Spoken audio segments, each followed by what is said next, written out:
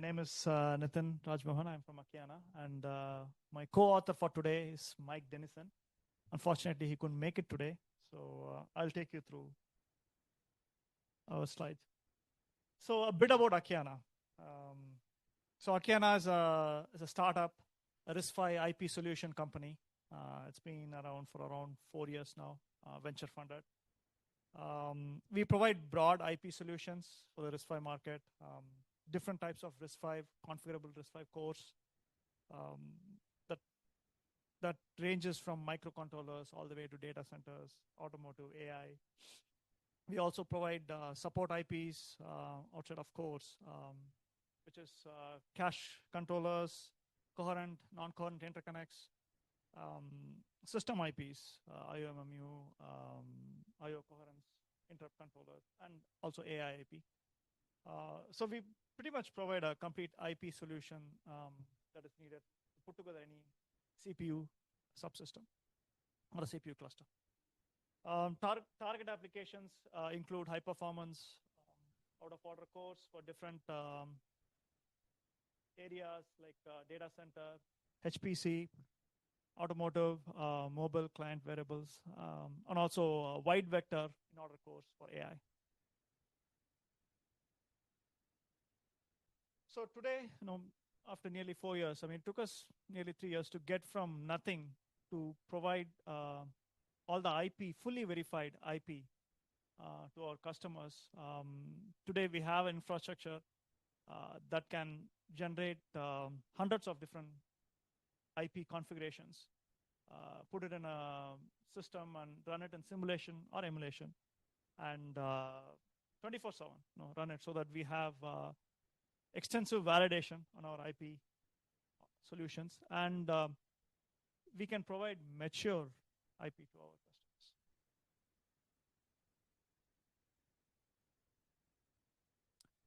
So some of the development challenges, as a startup, one of the challenges that you have nothing. You start with nothing. So you have ground up development, which is both logic IPs and VIPs. And the whole flow, methodology, simulation, emulation, all the methodologies have to be developed. So pretty extensive task. On top of it, we need to have a cutting edge technology, high performance data center class cores. On top of it, we also need to develop the full RISC-V feature list. The RISC-V is a constantly evolving architecture. It's an open source architecture and constantly evolving. And we are currently fully compliant with all the latest and greatest features that they have. So that is another big mountain we got to climb. And the other thing is that we are building configurable IPs. So it's one thing to build one processor core or two, and another thing to build like hundreds of cores. And our IP, we can generate hundreds of different configurations, ranging from a microcontroller all the way to the high-end data center. So the coverage space is really huge. That adds to the development challenges. On top of it, we also support heterogeneous IPs. What that means is that in a system, you can mix and match different types of IPs, IP configurations in the same system. And this is one of the asks from customers, can we do different, the big little ARMS, big little type IPs. So we can do that. And since we are providing a full CPU subsystem solution, you need to be able to put together these IPs in a very seamless way. So system level integration should be easy, along with the testing aspect of it. Because some of the customers we talk to, they come and say, what, it's nice you have these pieces, but what we need is the full system. So give us the whole system or give us the whole subsystem. And we need to be able to respond fast and put together something that is reasonably tested and verified that they can take it and use it. Now, as I mentioned earlier, the IP portfolio is pretty broad. So there's a lot of development, a lot of things to be done in a short time. Time to market is always a challenge for small companies and startups. At the same time, we have to have the maturity, product maturity, and the readiness. And system level integration capabilities, I talked about it. And finally, startup, constrained resources. So we got to be dealing with small teams, keep our burn rate small so that we have efficient execution. So what does it mean? I mean, there's a simulation aspect and there's the emulation aspect. So from an emulation standpoint, we need to have something that is continuous integration and emulation bring up, which means that as we are developing IPs, we need to be able to bring it up in emulation, constantly be integrating and running system applications in emulation. So we know that IP we're developing is system ready. We do this, one of the ways we do it is we do nightly, weekly runs in emulation for qualification, which means that constantly, we are taking the database, the latest and greatest, and running it in emulation nightly and weekly. Early bring up of features. So that is another critical thing, right? We want to take it from the simulation all the way to the emulation to the system level as soon as possible. We want to get that feedback very soon because we are developing from scratch high performance cores. So we need to understand what is the system level impact. And so we can iterate fast and push the performance boundaries there. And the other aspect is that we are building different types of IP configuration. So our emulation needs are constantly changing. This month we might be focusing on a high-end processor. And 2 months from now, we'll be focusing on an in-order core or a smaller processor. And that requires slightly different needs. And so which means that our needs every month is constantly changing or could be changing. So we need the capability to be able to scale. We cannot go and have static. We cannot buy full systems and keep it idling. We are losing money. And we don't want to be burning money that way. And then, so that's the IP configuration. Then the system IP side of it could be, and components at the system level. So we could be integrating different components. We could be bringing up different components. We could be building up, since we support interconnects, we could be building a small cluster, a big cluster, a medium cluster. So varying types of subsystems we could be building. Again, changes our emulation needs regularly. And finally, fast turnaround. I talked about how we want to take our IP all the way from simulation to emulation, get the system feedback, and incorporate it, and make the changes in our design so we can get to our performance, which means that the turnaround time from adding the feature or supporting the feature or enhancing the feature all the way to the system level validation, it should be very fast, very short. So our solution is the Cadence Palladium Cloud. I've been a long-time user of Cadence Palladium. It kind of satisfied all the needs that we put out there. The ability to scale the needs as per our need, the capacity as per our needs on a monthly granularity. The Cadence Cloud provided that. Access to a complete range of hardware daughter cards and speed bridges. We don't have to go and purchase all these things upfront. Range of VIPs, because though we are putting a subsystem, when we go and run system level applications, we need to have a full system, which means we need to have the necessary VIPs to be able to emulate a system. So we need access to those. The other thing is that maintenance. We don't have to worry about it. No, you go to the cloud, it's fully managed, maintained by Cadence. All the pieces are there. Then security, right? One of the things is that we don't want to be sending our code outside our infrastructure. So there is an ability where we compile our code in our on-prem and then take it to the cloud and run it there. It's a pretty secure chamber. Ease of build, bring up, and fast build times. There is more Palladium than cloud itself. The build times on emulation is pretty fast. It's like building a simulation model. You could build something within an hour, couple of hours. We'll have a system level build ready.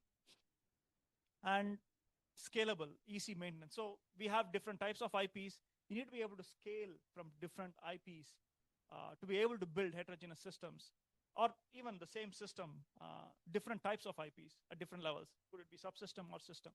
So we need that capability and heterogeneous IP support. So that's the other thing. We need to be able to mix and match different IP configurations. And the Cadence Palladium cloud solution basically satisfied all our needs, was our choice that satisfied all our needs. Here's a sample utilization. We had We've been using it nearly 2 years. This is over the past 6 months. You can see, we started like 4 boards on month 1, 6 boards, go to 8, stay there for 8 couple of months, again come down to 4, then go back to 8. So this kind of varying capability, if it were we went and purchased our own system, we'd be wasting. We would have to figure out how we're going to do that. And the Cadence Palladium cloud gave us that flexibility quite a bit.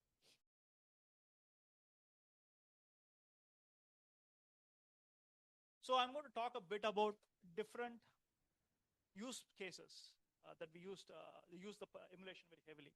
So one of them is system validation. I talked about it a bit. Parallel early builds. What that means, once the design is ready, we make a change. We take it into simulation, right? And while it's simulating, we know it's got a reasonable health. We directly take it into emulation. So it's like somewhat a pipeline staged build. And I mean, one of the inputs is the configuration input that comes in. From the emulation, it goes directly, we create the Palladium database, goes into the cloud. While that is happening, we are running simulations heavily, so we have simulation data. And then we kind of pipeline that whole thing. So we start running the emulation. And this whole process could take anything from 1 to 2 days, where we add a feature. By the time we have it running in Palladium, getting data back, it's like day, maybe a couple of days maximum, depending on the type of IP that we're using. So that's one side of it. And the other side of it is the heterogeneous system. Right? So where we could have, here's a simplified picture where we have 4 different port types all in a single system. So that requires, the nice thing about this is that our front-end simulation methodology and the emulation kind of share the same front-end. So we could easily move our flow from simulation to emulation without having to reinvent the wheel, per se. Because the way we did it in simulation was that we build each of these IP configurations is built as libraries in parallel. And we do the same thing in emulation because it shared the same front-end flow. So moving from simulation to emulation was very easy and seamless for us. And we didn't have to worry about maintaining 2 separate flows. So that is on the system validation aspect of it. And so because of this, we are able to get very fast turnaround and a lot of validation, system level validation, compatibility validation, all on our IP, a very fast way. Again, it adds to the maturity. So when we go to the customer, we have an IP that is really mature.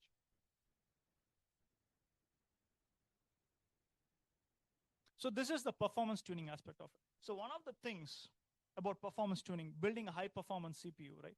So when you design something, it's very easy to design a mid-range or low-end CPU because you don't have to tune and tweak it a bit.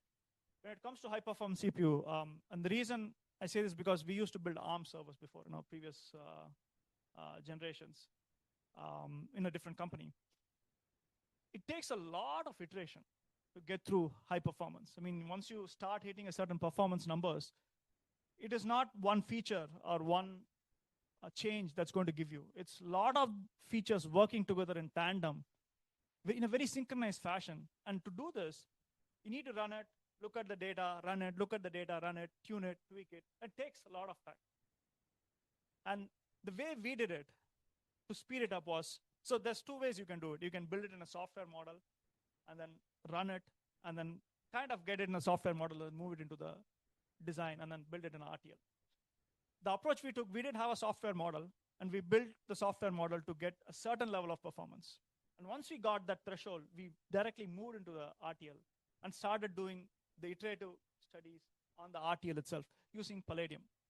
So for example, we'll identify, okay, we need a feature that's going to give us a 1% bump in performance.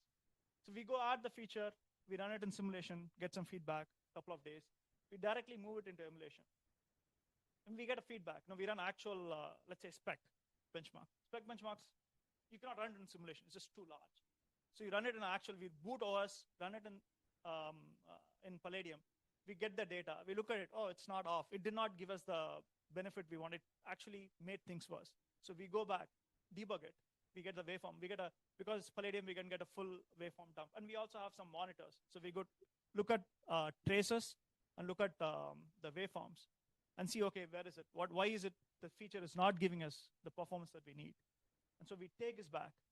Okay, we found a bug, or we found inefficiencies in the feature. We go back, take it to design, make a tweak, then come back again. And we can do this at a pretty fast rate, somewhere between 2 days, 3 days, 4 days, depending on the size of the feature. And if we can do that, the way we did it, we were able to iterate it like 10, 15 times a month. So what it means is that we are pushing performance at a very fast rate with a small and efficient team. So this is another critical aspect that helped us push performance. I mean, today we have IP cores that operate at near, like AWS G3 Graviton 3 performance, which is pretty good. It's cutting edge. So that's on the performance tuning aspect of it. The other is on the AI. So AI requires a slightly different approach because there it's a lot about more data, different data patterns. So one of the things we did was, how can we use, so there is the formal, when you talk about data, right, you can use formal methods to verify data. But our AI IP has some system aspects to it. You got the Matman engine, which is the actual data processing, the compute engine. But then we have a core, we have an actual RISC-V core, we got a last level cache, DDR, and there's some bus interfaces. The whole thing forms a system, and we are running data through that. So the way we did it was, we would generate data, a bunch of vectors, feed it in. So we load the design, generate data, feed the data. So we load the data into the memory, preload it into the memory, which is a nice thing. In emulation, you can preload data into memory and run the application that we want to run and get the results and check the results. While this is running, we are continuously generating data. So that is all happening in parallel. And once this run is done, we don't reload the design again. We clear the caches, we clear the memory, and we just load the memory again. And once that is done, it's going to download we dump the memory, check the results. While results are being checked, the next data is being loaded in, and that's running. And while this data is loaded and running, the data is being generated. So we had 3, what you call pipeline stages, and it required some tweaking to make them work seamlessly. We are constantly generating data. I mean, we support up to 2K wide vector data, so which means a lot of data needs to be generated and run. And we are able to do that constantly, 24/7, running this. So with this, we are able to get a lot of validation through. Again, the idea is to get a mature IP out. And we are able to do that using this methodology.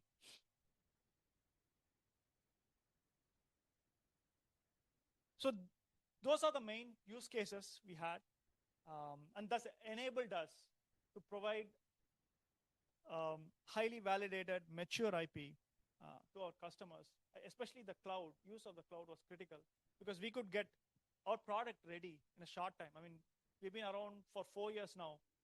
Our products, by the end of the 3rd year, we had these products that we could actually go out to customers and give it. And this is a huge amount of development that we were able to achieve in the 2 to 3 years that we were there. It also, I talked about the fast cycle of development. We were able to do that again because of the Palladium platform. You can build something so soon, run it, get the feedback, again, iterate through that loop. Cost effective. I mean, that's another thing, because since we are a startup, we have to conserve our cash as much as possible so that we have a long runway. So for us, the ability to achieve what we want in the most optimized way, the Palladium cloud was able to offer that to us. At the end, obviously, it's about high quality, latest and greatest technology. We were able to achieve that in a very efficient way.